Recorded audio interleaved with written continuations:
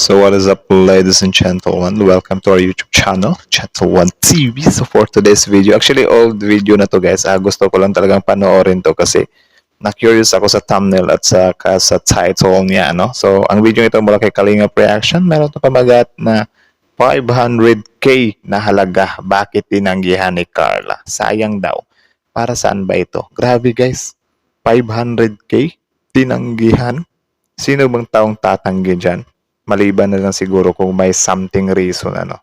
Meron naman pero sobrang hirap tanggihan ng 500k. So parang nagulat ako ba na paano natanggihan ni Carla yun ano. So yan yung panonorin natin mula kay Kalingap Reaction. So support nyo yan. Also pwede sa rin kay Mr. Kalingap Rab. Support nyo rin yan. Tapos syempre our YouTube channel, Channel TV. Support nyo rin. So, yeah. Without further ado, let's watch this video together. So, again, the title of this video is 500k na halaga, bakit tinanggihan ni Carla? Sayang daw. Para saan ba ito? So, ladies and gentlemen, let's start.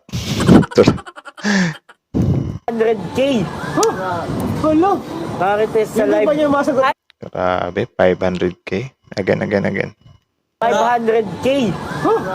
Hello. Ano kaya yan? Hindi ba masagot? Ito lang ang medyo 500k. Seryoso yun, men. Kalingap Reaction. Isang magandang araw pong muli mga kalingap at maraming salamat sa patuloy ninyong pagsuporta at pagsubaybay, lalong-lalo na kay Carla na alam kong kulang ang inyong mga araw kung hindi ninyo napapanood ang isa sa inyong kinagigiliwan na angel ng kaling. Agree ako doon. Kulang talaga yung araw, men, kapag wala tayong napapanood na updates patungkol sa kanya. Comment down below kayo kung nabibitin or yun nga, hindi din kayo mapakali kung hindi ka nakapanood ng mga videos ng Jomcar or ng Eds or whatsoever. So, comment yes, hindi ako mapakali.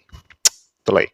At ang partner nitong si Kalingap Jomar, balita kasi natin na may magbibigay daw ng 500k na halaga para kay Carla at alam kong Grabe, 500k. napakalaking halaga ito, pero bakit tinanggihan ni Carla na tanggapin ang ganito kalaking halaga at ano nga ba Para sa akin siguro baka winakwak siya or yun nga, baka gusto siyang palipatin ng ibang grupo kaya niya tinanggihan, di ba? Kung yun yung dahilan, sobrang nakaka-amazement kasi hindi siya nagpa-silaw sa pera ba, kundi utang na loob talaga yung nangingibabaw sa kanya. Tuloy. ang mga rason ni Carla, pero bago pa man natin ipagpatuloy ang ating reaksyon na ito, ay pakinggan po muna natin kung para saan nga ba ang 500k na pera at bakit tinanggihan ito ni Carla. Kayo, ano sa tingin nyo yung dahilan ng 500k na tinanggihan? Comment down below, guys. grabe ang supporters ng Jomcar. May sasagot na daw ng kasal nila if ever. 500k. Sa for future pala yun. Kung if ever na magpakasal sila. Grabe, ang laki nun, men. 500k. Okay. Hello. Bakit sa live? Hindi ba masagot? Ito lang ang medyo Grabe, sa lahat ng naging love team daw ng Kalingap ay bukod taning si Carla at Jomar lang daw ang may ganito kabonggang sponsor dahil nasa balita pa natin noong mga nakaraan ay handang ibigay ni Tita Jenny ang bahay at lupa niya para kay Carla at Jomar kung sakali man na sila ang magkatuluyan, pero sa bagong Grabe, pati bahay at lupa na. Actually, yung 500k, hindi naman talaga malabo yun, kasi napagawan nga siya ng bahay na almost million worth, Yun pa kayang 500k lang. Mga galante din kasi itong mga sponsor nila, Siguro mga pinagpala din to sa buhay, So, good thing na rin yun na nagsishare din sila ng mga blessings nila, di ba? So, salute to the sponsors, donators, or whatsoever. Tuloy. Litan ito ay lumalabas naman na sadyang may mga mayayaman na mga nagmamahal sa Jomcar dahil hindi biro-biro ang magbigay ng 500k sa mga taong hindi naman nila kaano-ano. Makita Agree. lang nila na magkatuluyan sila Carla at Jomar na ito pala talaga ang dahilan kaya siya magbibigay ng 500k kung sakali na ikasal sila Carla at Jomar, at nang dumating naman ito kay Carla ay natawa na lang ito sa mga naging comment sa mga nagmamahal sa kanilang tambalan dahil nga naipangako na ni Carla na medyo matagal-tagalan pa bago papasok si Carla sa isang Okay, so hindi pala siya totally tinanggihan. Parang lang siya ba na, my goodness, ang tagal pa ng panahon yan. So, kumbaga sayang siya, pero yun nga, hindi naman pwedeng madaliin kasi yung pag-ibig, yung pagpapakasal, hindi din yan pwedeng madaliin kasi on process din yan, 'Di ba? Hindi naman porket merong pera agad na ibinigay sa iyo.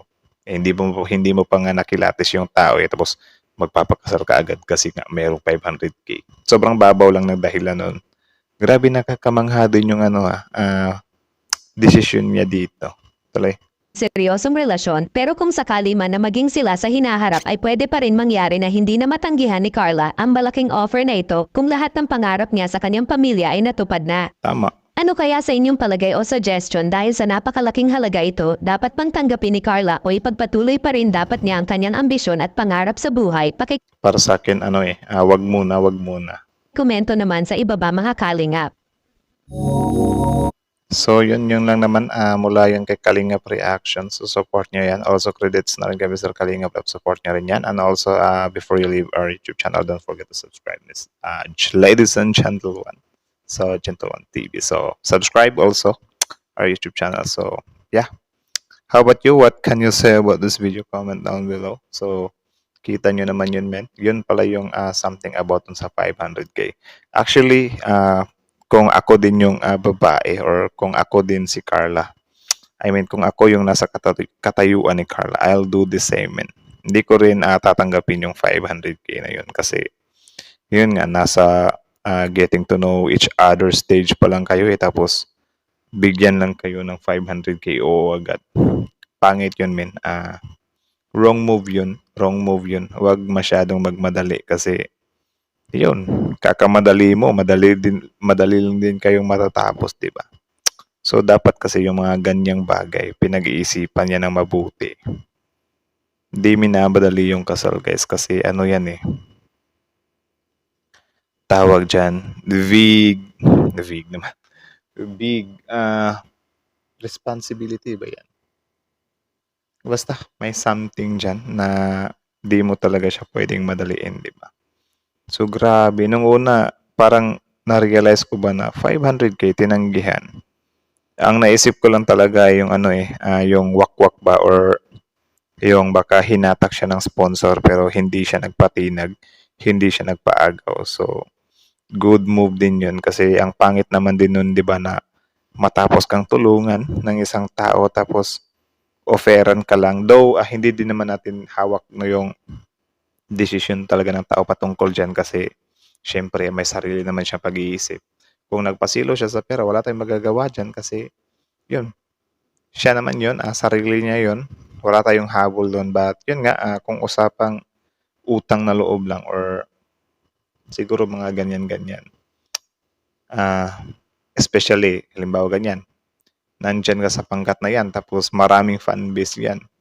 Expect mo na rin na magagalit talaga sa'yo yung fanbase ng grupong yan. For example, si Kalinga Prab at yung kay Erica. Of course, yung mga fanbase ni Kalinga Prab, hindi mo talaga mapipigilan na may magalit talaga sa'yo dyan. Di ba? Kahit nasabihin lang natin na 2% of fanbase ni Mr. Kalinga Prab magagalit kay Erica kasi parang nang iiwan sa Eri, di ba? But yun, consequences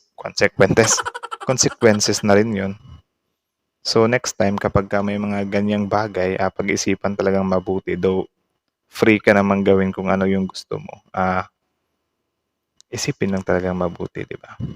So yun lang naman, actually namanghalang ako dun sa pagtanggi ng 500k I think siguro dahil na din sa kahirapang pinagdaanan ni Carla, nagiging broad pa yung mind niya at di talaga siya nagpasilaw. I mean, grabing offer yun 500k. Pero kasal din kasi yung usapan Ewan ko lang hindi, parang hindi rin. Kasi kapag wakwakin tong si Carla, I think hindi din naman siya papayag Kayo guys, do you think ba kapag may mangwakwak kay Carla, papayag siya?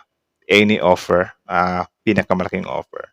Comment down below kung sa tingin nyo ay papayag siya. Comment yes. Kung hindi naman ay comment no. So, yeah, that's it na lang muna. Thank you so much for watching, ladies and gentlemen. So, like, comment, share, subscribe, Gentleman TV. So, no.